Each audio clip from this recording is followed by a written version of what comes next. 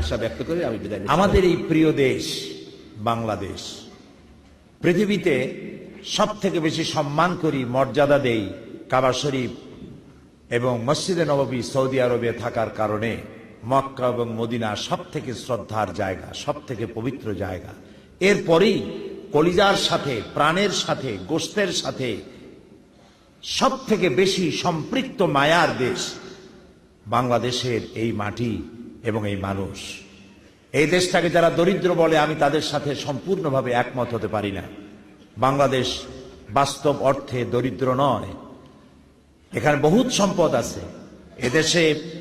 এদেশে রয়েছে বনজ সম্পদ, কৃষি সম্পদ, মৎস্য সম্পদ, রয়েছে গবাদি সম্পদ, রয়েছে কৃষি সম্পদ, রয়েছে প্রাকৃতিক সম্পদ।